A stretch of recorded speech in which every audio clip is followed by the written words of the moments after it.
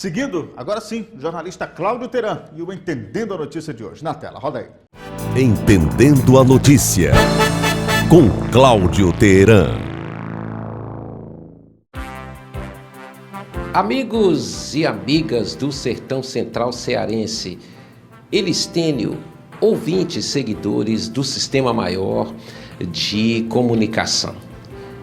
A luta de classes no Brasil é talvez o maior de seus marcos históricos, junto com a persistência da desigualdade que vem desde o momento em que os portugueses e os espanhóis aportaram em nossas costas e escravizaram nossos índios e depois trouxeram escravos da África para cá. Desde lá até hoje, se você ler os livros de Laurentino Gomes, a trilogia chamada Escravidão, você compreende o que é o Brasil que temos até hoje, geração após geração, tempo após tempo. Nós temos hoje, no atual momento brasileiro, um Congresso Nacional cujas pautas que mobilizam e ocupam congressistas não tem nada a ver com o interesse público. Não tem nada a ver com aquilo que a sociedade realmente precisa. Nós temos hoje lá em Brasília, por exemplo, um excesso de pessoas eleitas ligadas ao agronegócio. Gente endinheirada que foi para Brasília com um objetivo: promover o bem comum? Não.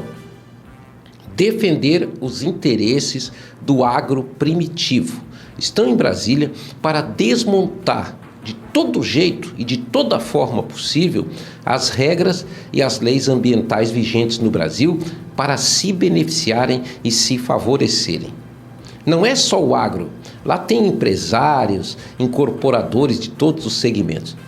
Você pode até dizer, então quer dizer que uma pessoa dessa não pode se eleger no sistema democrático vigente? Claro que pode, mas quais os objetivos de você votar numa pessoa que vai para Brasília e depois vai se voltar contra o interesse público? A luta de classes no Brasil, ela precisa ser olhada, ser enxergada à luz da sociologia e da história como o combate permanente às desigualdades. Com o Congresso Nacional atual, esse compromisso simplesmente não há.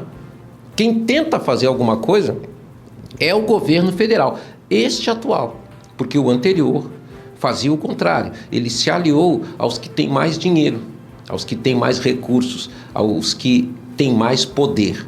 Tanto é que o chamado bolsonarismo, ele foi em massa apoiado por pessoas, por endinheirados no país.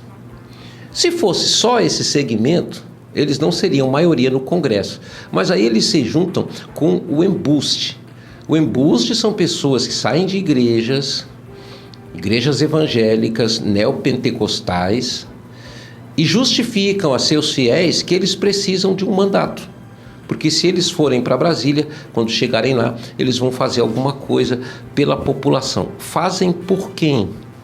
Fazem por eles, porque a pregação e o discurso deles em Brasília também não guarda nenhum tipo de compromisso com a realidade social brasileira, com os problemas perenes que nós temos de desequilíbrio social e que geram todo tipo de subprodutos, entre eles a violência urbana.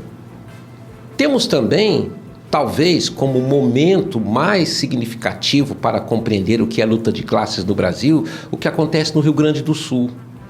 Eu disse no começo dessa semana aqui, e torno a repetir, alguém viu algum rico no Rio Grande do Sul sendo levado pelas águas das enchentes? Não. Quem foi tragado pela borrasca foi a população pobre. Quem perdeu casa e perdeu tudo, os seus pertences, os principais pertences. Por exemplo, um rico, se perder uma geladeira, ele não sofre, ele compra outra. Mas e um pobre, que vai ter que fazer um sacrifício muito maior do que já fazia para tocar o seu dia a dia sem enchente e sem destruição? Mas quem é que toma as decisões que depois geram a destruição?